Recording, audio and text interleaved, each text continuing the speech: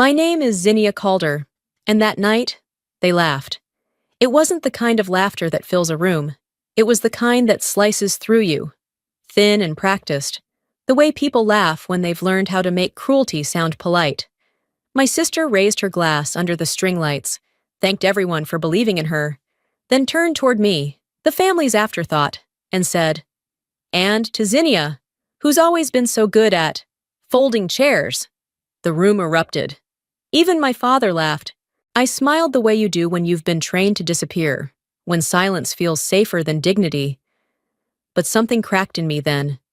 Not loudly, not all at once, just the quiet snap of a thread that had held for too many years. Because that night, I finally understood. They weren't going to stop belittling me until I stopped letting them. So I set my glass down, and in that tiny motion, I made myself a promise. They had no idea what was already in motion, or how quickly the world they'd built on my silence was about to collapse. The rooftop shimmered in gold that night, every table dressed to impress, every laugh rehearsed. The air smelled like champagne and self-importance. I arrived on time, in the quiet way I always do, the kind that never demands attention. At the reception table, the greeter handed me a badge with no name on it, only a neat little label that read +1. "Who's guest?" she asked, polite but distant. "Family," I said. "Oh, Maribel's family, of course. You're just over there, by the service station." The words landed softly, but they carried a familiar sting. I walked to the corner table, near the clinking trays and citrus-scented cloths, the place reserved for those who don't belong, but were invited anyway. No one looked up when I sat down. When the lights dimmed and the MC called Maribel's name, she floated to the stage in sequins and confidence, her voice wrapped around the crowd like velvet. "Tonight, I want to thank everyone who believed in me, even my sister, who's so wonderfully organized. She keeps every detail in line." Laughter rippled across the rooftop. My father joined in first. My mother followed. I smiled too, but it felt like pressing glass against a bruise. In the glint of my wine, my reflection bent and warped, small, distorted, exactly how they preferred to see me. As the laughter faded, a young server refilled my water and whispered, almost without moving her lips, "I know who you are." Then she was gone. For the first time that night, something stirred inside me, quiet, certain, alive. While the room lifted their glasses to Maribel, I set mine down. Let them toast. One day, they'd finally read the records they never thought I was keeping. I needed air, the kind that didn't taste like perfume and champagne. I slipped away from my corner table, weaving through clusters of laughter and camera flashes until I reached the display stand near the entrance. That's when I saw it. My company's logo, printed clean and small at the bottom of a brochure for the Women in Business Foundation. I pulled the sheet from its frame and read the fine print. Funded by Elysian Ventures. Seattle, Washington. A quiet laugh escaped me. Every spotlight in this place, every floral arrangement and branded banner, was paid for by a decision I had signed off on. I wasn't just attending this event, I had built it. Behind me came a familiar voice. "Didn't think you'd sit through this," he said. I turned. Nathan Price stood there, hands in his pockets, the same measured calm he'd always had. "Sometimes silence makes more noise than any speech," I said. He smiled, slow and knowing. "Still the same. You always see further than the rest." "No," I told him. "I just stopped needing anyone to notice." He studied me for a moment longer, then lowered his voice. "I know who you really are. Zinnia. Been curious how long you'd keep hiding it." I didn't answer. I didn't need to, because while my sister posed for photos with the so-called sponsors, I was already calculating the next quarter's projections, already determining who would still have a seat at the table when the lights went down. From across the room, Maribel laughed with a donor and said sweetly, "She's great with numbers. My sister helps me audit everything." I smiled back from the shadows. Audit wasn't the word I'd use. Control was closer. And in that moment, I realized just how completely this whole scene already belonged to me. The scent of the hotel's lemon polish pulled me somewhere else, back to the kitchen of our old house, where Maribel blew out candles in front of a crowd of classmates while I stood by the sink, sharing the leftover frosting with our cousins. I was 10. The adults called me practical, the quiet one, as if being steady was a defect that needed apologizing for. I used to believe that if I worked hard enough, they'd notice. They never did. They only looked where the light hit first. A vibration pulled me back to the present. My phone screen glowed with a board notification. Women in Business Foundation. Funding approved $1.2 million. Authorized by C. I locked the screen. Around me, laughter swelled again. It all sounded rehearsed now, like an orchestra playing a song I'd already composed. Then another alert appeared. A message from my finance director, FYI. Mr. Calder signed a bank guarantee for Maribel's project under Elysian LLC. For a moment, I just stared. My father had used my company's name, my name, to secure another one of Maribel's ventures. It wasn't enough to dismiss me in public. They'd turned me into paperwork, a signature that made their illusions look legitimate. The sting wasn't anger, it was clarity. They didn't want me. They wanted the credibility that came attached to me. I slipped the phone back into my clutch and looked across the room. Maribel's laughter floated like tinsel through the air, bright and hollow. She had no idea that every flash of those cameras, every glowing bulb in her spotlight, was powered by my approval. Let them keep laughing. Soon enough, the next board meeting would come, and I'd be the one deciding whether they ever got another gala to toast under. The gala had reached that unbearable stage when everyone had drunk just enough to believe their own charm. Maribel stood center stage, bathed in light, answering interview questions with the ease of a woman who'd never had to earn her place there. Every phrase that fell from her lips, about leadership, resilience, empowerment, was a recycled fragment from a keynote I'd written for Elysian years ago. When women lift other women, we all rise together, she said brightly. I whispered to myself. That line was mine. Nathan appeared beside me, steady as always, his hand resting on the chair next to mine. They're about to name the main sponsor, he murmured. I know, I said. Are you ready for this? He asked. I took a slow drink of water. I've been ready since the moment they mistook silence for weakness. The host's voice echoed through the rooftop. Before we continue, please welcome the anonymous sponsor who made tonight possible. The crowd fell silent. The card trembled slightly in her hand. Elysian Ventures, and its CEO, Zinnia Calder. Every head turned. I stayed seated long enough for the pause to bruise, then stood, smoothed my dress, and crossed the floor. No applause followed, no music swelled, just the sound of my heels and the heartbeat of 100 people realizing what they'd missed. Maribel's smile collapsed. The microphone slipped from her hand and hit the floor. A single sharp note of truth. Nathan stepped forward, shaking my hand before the cameras. Good to see you again, boss. I reached the mic. Thank you, Maribel, and everyone here, for reminding me that women really can build anything, especially when they know exactly what they're building, even if others think all they do is keep records. The silence was thick enough to feel. Maribel's laugh came out wrong. Brittle, a reporter shouted. Can you confirm she's the CEO behind Elysian Ventures? The host nodded. Flashbulbs exploded. When I stepped off the stage, Maribel's voice trembled behind me. You did this to hurt me. I turned just once. No, I just stood up from the seat you left for me. Then I walked away. Calm and certain, the room still holding its breath. Backstage smelled of sweat and champagne gone flat. Maribel spun on me the second the door closed. You humiliated me. You destroyed my reputation. You destroyed it yourself when you built it on borrowed ground. I said, my father cut in, red-faced, Zinnia, you betrayed your family. We've always relied on each other. I reached into my clutch and placed a sealed envelope on the table.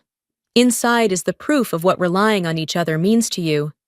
You signed a bank guarantee under my company's name, Elysian LLC. No one spoke. My mother's hand covered her mouth. A glass tipped, red wine spreading like a wound across the table. My father's voice faltered. I did it for the family. No one got hurt. No, I said evenly. You did it for pride. The difference is, I don't need applause to feel valuable. Maribel's voice cracked. Are you happy now? Everyone hates you. I don't need love built on lies. I said, I just need the lies to stop. I picked up my purse, turned to leave, and looked once at their reflections in the spilled wine. Faces distorted where mine was finally clear. They once said I was small, yet here they stood, inside the room I built, surrounded by truths they could no longer hide from. And then I left. The quiet behind me, louder than any ovation. 2 days after the gala, the city woke up to headlines that glimmered like broken glass. Local PR star under fire for misuse of funds. Sister behind the scenes? Who is Zinnia Calder, the mysterious investor? Every outlet had my name on it, even if no one really understood what it meant. At the airport, I scrolled through the stories while waiting to board my flight to Seattle. On the lounge TV, Maribel smiled for the cameras, saying how close we'd always been, how grateful she was for my support. The lie came easily to her. I almost admired how well she could pretend. My phone rang. Zinnia, the press is going too far. I lost 2 contracts. Say something, please. What should I say, Maribel? That you didn't know who funded you? You're destroying me. No, I just stopped pretending. The silence that followed said more than either of us ever had. Moments later, an encrypted email from Nathan appeared. Check this immediately. Funds withdrawn. Signature C. Calder. My father. He'd used Elysian to guarantee another one of Maribel's projects. The same mistake. Repeated under a new excuse. I felt the last thread of illusion snap inside me. That night, in my Seattle office, I pulled up the digital archives, fake authorizations, electronic signatures of my name stamped on days I wasn't even in the state. I didn't need proof of betrayal. It was already routine. I could have called the lawyers. Instead, I sent every document to the Women in Business Foundation's board. No accusation, just a line. For transparency. Let the truth handle the rest. On the flight home, I leaned my head against the window, watching the city lights fade into cloud. My reflection stared back, steady, unwarped. Pretending always costs something, and they were about to pay in full. A week later, my assistant slid a newspaper across the conference table. Austin PR, director removed from board amid ethics inquiry. Beneath the headline, a photo of Maribel shielding her face from the cameras. My phone buzzed. My mother's voice trembled. Your sister's falling apart. Please, stop this. I didn't start it. You've torn this family apart. No. Mom! I just stopped painting over the cracks. That evening, the foundation released a statement thanking me for safeguarding its integrity. Maribel was dismissed. My father was under review. I made no comment. Silence, again. Said everything. Nathan found me in my office. They're paying for it now. He said, No, they're learning. I don't need them to fall. I just need them to stop pretending I was never here. That night, my mother's email arrived. You were right. We were wrong, but we're still a family.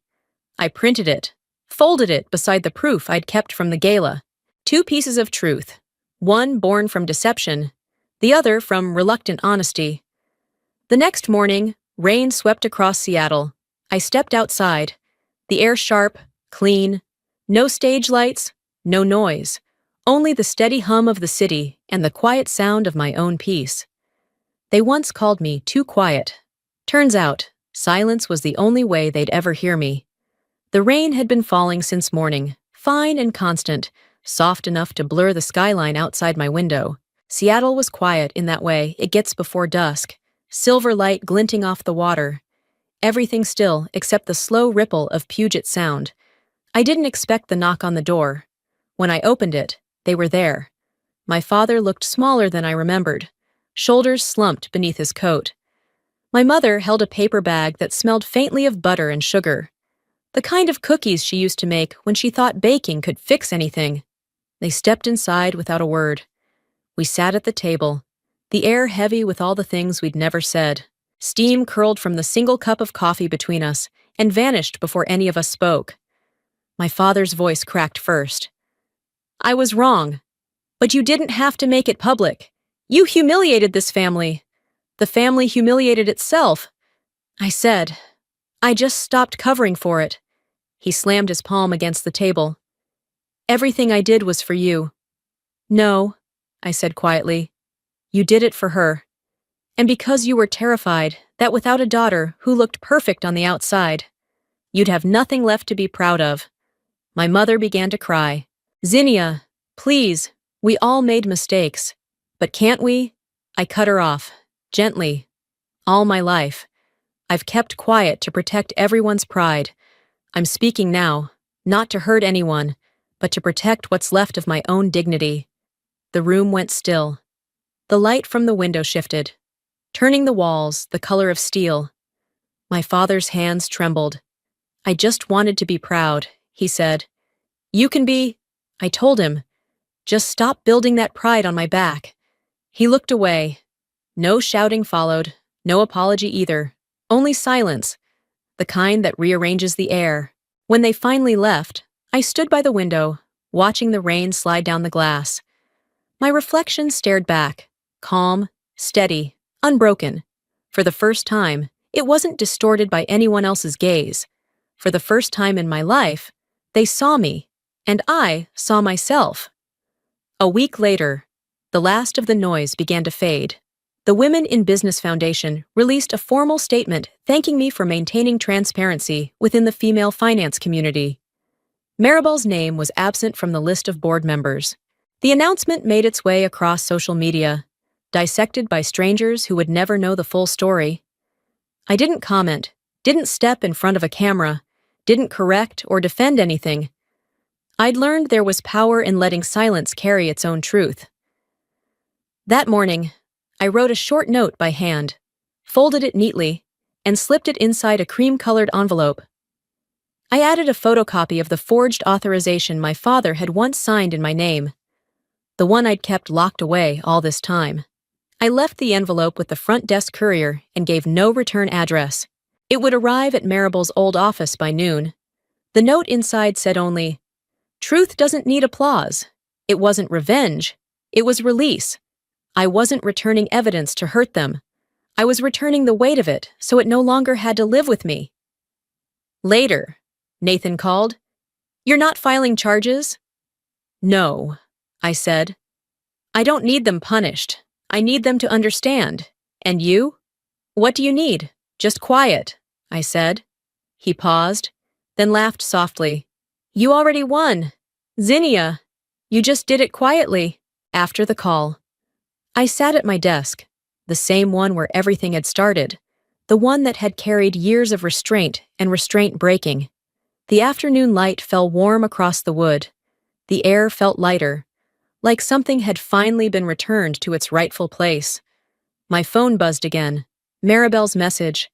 "I don't know whether to thank you or hate you." I typed back slowly. "You don't need to do either. Silence teaches too." Then I set the phone face down. As I walked down the hallway, I passed the new interns, young women full of ideas, laughter spilling between them as they sketched plans across whiteboards. Watching them, I realized this was the sound I'd been waiting for all along. In the end, silence did have a voice. It just sounded like peace. 3 months later, the city felt softer somehow. The rain had lifted, and sunlight poured through the glass facade of the Elysian Women's Innovation Hub. There were no cameras, no sponsors, no champagne, just real women with real work ahead of them. Their laughter filling the open space like something earned, not staged. During the small ceremony, a young woman approached me. Her hands trembled as she said, "I once received a scholarship from your fund. Now I'm starting my own company. Thank you for helping us be seen." The words caught me off guard. I remembered another voice years ago at a different event, whispering the same thing. I smiled. Now, it's your turn to be seen. After the crowd dispersed, I walked into the boardroom. A young employee moved to pull out a chair beside me, but I kept walking, stopping at the head of the table. I think I've earned this one, I said softly. No laughter followed, only quiet acknowledgement. Sunlight streamed through the windows, sharp and honest. For the first time, the reflection looking back at me was whole. They once called me useless, but when the lights went out, I was the one who knew how to make the room glow.